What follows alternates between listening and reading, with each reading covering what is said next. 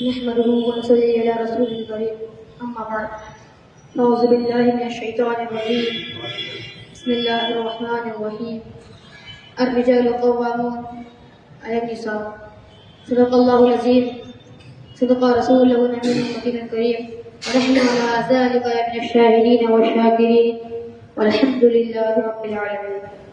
معزز سامعین کرام، حاضرین بدر جمالی، السلام علیکم ورحمۃ اللہ تعالیٰ وبرکاتہ.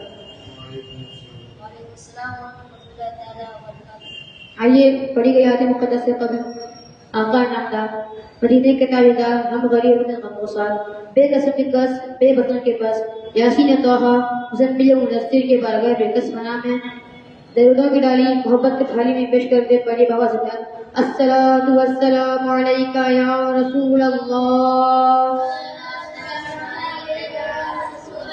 الصلاۃ والسلام علیکہ یا حبیب اللہ، صلی اللہ تعالی علیہ وسلم. میرے پیارے کریم رؤوف الرحیم صلی اللہ تعالی علیہ وسلم کے پیارے دیوار. آج میرا موضوع اسلام اور عورت ہے. میں نے جو آیت پڑھی ہے اس کا سیدھا ترجمہ یہ ہے کہ اللہ تبارک و تعالیٰ نے ارشاد فرمایا ہم نے مردوں کو عورتوں پر طاقت دی. میرے پیارے کریم رؤوف الرحیم صلی اللہ علیہ وسلم کے پیارے دیوار. آج میں اس آیت مقدسہ سے کچھ باتیں چاہتا ہوں. آج کل عورتوں کے فیشن کی وجہ سے آج کل لوگوں کے اوپر عورتوں کا دباؤ کی وجہ سے شوہر کو بیوی ستاتی نظر آتی ہے، بھائی کو بہن ستاتا نظر آتا ہے، ماں کو بیٹوں ستاتی نظر آتی ہے. میرے پیارے کریم رؤوف الرحیم صلی اللہ علیہ وسلم کے پیارے دیوانوں، آپ تاریخ کو مطالعہ کر کے دیکھیں تو آپ کو معلوم ہوگا کہ خدیجہ کبریٰ کی سیرت کیا تھی، عائشہ کی سیرت کیا تھی، فاطمہ الزہرا کی سیرت کیا تھی. میرے پیارے کریم صلی اللہ علیہ وسلم کے پیارے دیوانوں، اللہ تبارک و تعالیٰ نے قرآن میں ارشاد فرمایا کہ ہم نے مردوں کو عورتوں پر طاقت دی، نہ کہ عورتوں کو مردوں پر طاقت دی. میرے پیارے کریم صلی اللہ علیہ وسلم کے پیارے دیوانوں، آپ نے غور فرمائیں کہ اللہ تبارک و تعالیٰ نے مردوں کو عورتوں پر اس کا طاقت دی. آپ ماضی کی ہسٹری اٹھا کے دیکھیں تو آپ کو پتہ چلے گا پہلے کے زمانے کی عورتیں اور اس زمانے کی عورتیں میں کیا فرق ہے. میرے پیارے کریم صلی اللہ علیہ وسلم کے پیارے دیوانوں، پہلے کے زمانے کی عورتیں اپنے شوہر سے ڈرتی تھی، اس زمانے کی عورتیں اپنے شوہر کو گالی بکتی ہے، اپنے شوہر کو ستاتی ہے، اپنے شوہر کے فرمان ٹالتی ہے. مگر پہلے کے زمانے کی بھی عورتیں اٹھا کے دیکھو تو آپ کو پتہ چلے گا اس زمانے کی عورتیں کیا ہے اور اس زمانے کی عورتیں کیا ہے. میرے پیارے کریم رؤوف الرحیم صلی اللہ علیہ وسلم کے پیارے دیوانوں، آج آپ معاشرے کی معاشرے کی حالت دیکھیں تو آپ کو پتہ چلے گا کہ عورت کو سب سے زیادہ نظر آتی ہے. میرے پیارے کریم صلی اللہ علیہ وسلم کے پیارے دیوانوں، اللہ تبارک و تعالیٰ نے اپنے حبیب صلی اللہ علیہ وسلم سے فرما دیا کہ اگر تمہیں حکمران بنانا ہے تو عورت کو نہ بناؤ، اس لیے کہ عورت کی عقل کمزور ہوتی ہے، مرد کی عقل زیادہ ہوتی ہے. میرے پیارے کریم صلی اللہ علیہ وسلم کے پیارے دیوانوں، آپ تمام انبیاء کے اور تمام اولیاء کو دیکھیں تو تمام نبیوں کو اللہ تبارک و تعالیٰ نے جو نبی بنائے وہ نہ عرب نہیں تھے بلکہ وہ عربی تھے. کسی عورت کے سر پر نبوت کا تاج نہیں رکھا، اس لیے کہ اللہ تبارک و تعالیٰ جانتا ہے کہ اللہ تبارک و تعالیٰ نے عورتوں کو عقل کم دی ہے. اس لیے میرے پیارے کریم صلی اللہ علیہ وسلم کے پیارے دیوانوں، آپ پھر سے بچنے کا جائزہ لے کے دیکھیں تو پتا چلے گا کہ اور سب سے آگے بڑھتے نظر آتی ہے، سب سے آگے بڑھتے نظر آتی ہے، وکیل بنتے نظر آتی ہے، جج بنتے نظر آتی ہے، ڈاکٹر بنتے نظر آتی ہے. یہ سب ہمارے چن کے ہمارے وہاں غلطی ہے کہ ہم کو بھاگ گھومنے کے لیے کہتے ہیں. میرے پیارے کریم صلی اللہ علیہ وسلم کے پیارے دیوانوں، اسلام میں یہاں تک پابندی لگائی کہ عورتوں کو بغیر حجاب باہر جانے کی اجازت نہیں ہے. اگر اس کے شوہر نے اسے منع فرما دیا کہ تو باہر نہ جا، اگر عورت باہر جاتی ہے تو اپنے شوہر کی نافرمان ہو جائے گی. میرے پیارے کریم صلی اللہ علیہ وسلم کے پیارے دیوانوں، اب میں آپ کو یہاں پر ایک بات بتاتا ہوں کہ عورت اسلام کی شکایت کرتی ہے کہ اسلام کہتی ہے کہ اسلام نے ہم کو پڑھنے کا حکم کیوں نہیں دیا، مردوں نے کیوں نہیں دیا، ہم کو چار بار کرنا رہنے کا کیوں حکم دیا کہ مردوں نے کیوں نہیں دیا.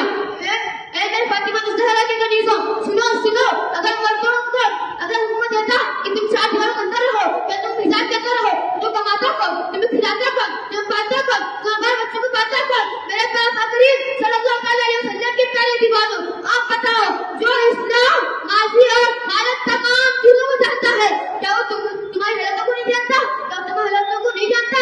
سنو، تمہیں کائنہ ہے، تمہیں پتھر سے بچانا ہوگا، تمہیں سفید کپڑا ہے، تمہیں داغ سے بچانا ہوگا، تمہیں گلاب ہے، تمہیں مرجانے سے بچانا ہوگا۔ اس لیے میرے آقا نے حجاب کا حکم دیا۔ اگر حجاب کے خلاف اگر کوئی کہتا ہے کہ حجاب نہ کرو اور مشرک ہے، وہ آقا کریم صلی اللہ علیہ وسلم کی فرمانوں کو جھٹلانے والا ہے۔ اگر تم ایسے کے راستے میں چلو گے تو تم بھی گمراہ ہو جاؤ گے۔ میرے آقا کریم صلی اللہ علیہ وسلم کے پیارے دیوانوں، آپ جب جائزہ لے کے دینے آؤں گا تو آپ کو پتہ چلے گا کہ عورتیں جہاں ہوتی ہیں وہاں چغلی غیبت چپ ہوتے رہتا ہے۔ میرے پیغمبر صلی اللہ علیہ وسلم کی پیارے دیوانوں، اس بات سے آپ کو میں بتاتا ہوں کہ آپ اگر چاہیں تو اپنے آپ کو سدھار سکتے ہیں۔ کیسے؟